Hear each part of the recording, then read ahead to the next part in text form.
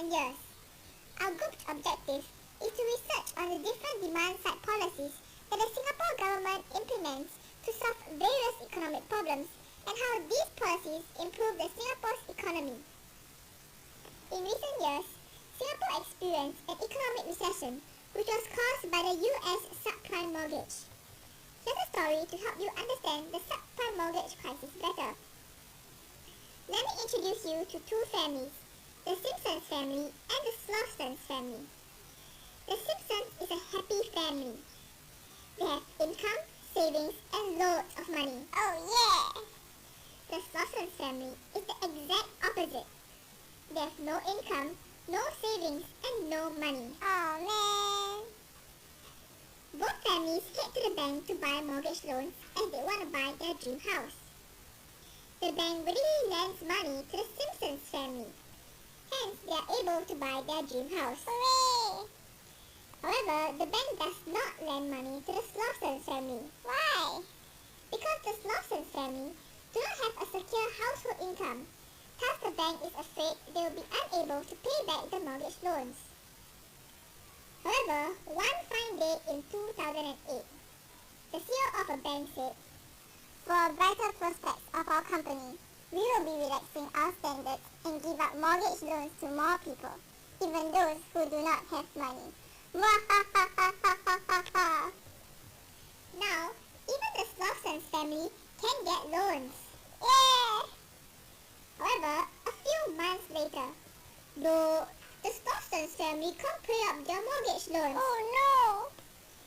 With more families like the Slaughter's family unable to pay back their loans, banks went bankrupt. This is the US subprime mortgage crisis.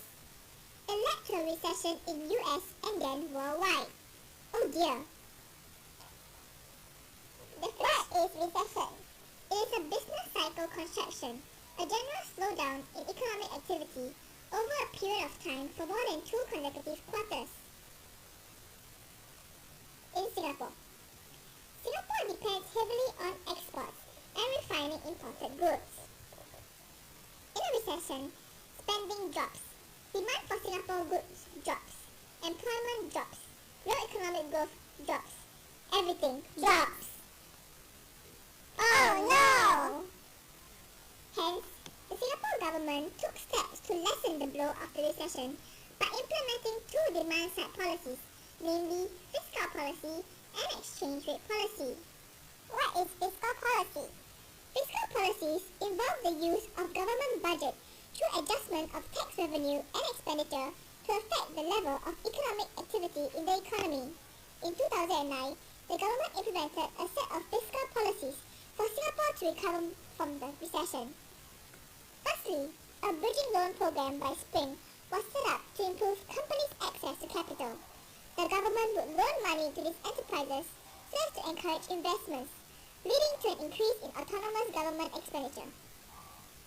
To promote Singapore's competitiveness, the government reduced the corporate income tax from 18 to 17%. This encourages local and foreign investment. Thus, it results to an increase in autonomous investments. Also, the government expanded recruitment so that 18,000 public sector jobs will be available. Since the government has decided to produce more goods and services, aggregate government expenditure increases. So, investments and government expenditure are components of the aggregate demand curve.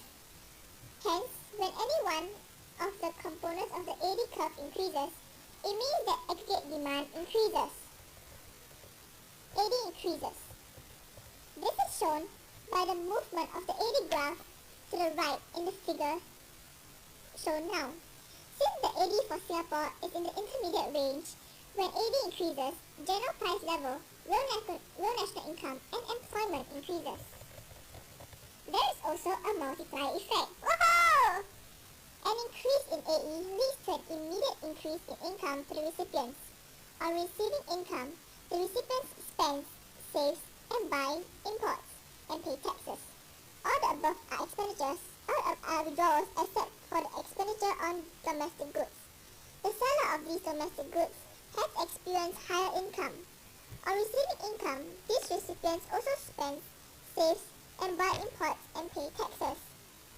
The process continues, and for every round of expenditure on domestic goods, an increase in income results, which then results in an increase in expenditure again. This is the multiplier K process. Then what about the exchange rate policy? It is the deliberate attempt by the government to manipulate the exchange rate of the country's currency in order to influence the economy.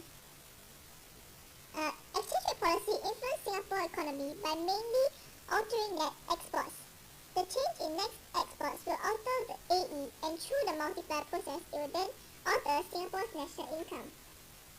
The depreciation of Singapore dollar will make imports more expensive when converted to Sing dollars. This has a direct impact on Singaporeans who buy imported goods, as most goods produced in Singapore uses imported raw materials. It would also raise the price of locally made goods. At the same time, foreign imports are now more expensive in the eyes of Singaporeans due to weaker currency. With a weaker exchange rate, there will be a surge in the world demand for Singapore's export, as it is now relatively cheaper in the eyes of the world. Singaporeans may substitute local goods for foreign goods due to the higher import prices. This will help to boost Singapore's GDP as AD rises through higher demand for exports as well as domestically produced goods. Hooray! So, consumption and exports increases. But are these policies effective? For fiscal policy, there is a limitation in its effectiveness due to time lags. As the government takes time to identify the problem and study it, there's a decision time lag. For the appropriate action to be taken, it first has to be authorized, so there's also an execution time lag. These measures also need time to be able to take effect. By that time, the problem of recession has already worsened such that these measures are not enough to curb the problem. For exchange rate policy, the condition of exchange rate policy is that the sum of PDB of exports and imports should be greater than 1. When the conditions are met, depreciation can have a positive effect on the BOP. Singapore government must consider the nature of the elasticities of demand for its imports and exports. In altering exchange rate policy, there is a need for Singapore government to have sizable funds as well as foreign exchange. Hence, the government should ensure the availability of foreign currency. In conclusion, with two demand-side policies working hand in hand with each other, it has helped to Singapore to reduce unemployment as well as achieve economic growth. This has been shown by an increase in GDP from 2009 first quarter of $61,000 million to $70,000 million in the first quarter of 2010. Hence, everyone in Singapore lives happily ever after. Yeah! Okay. I'll die.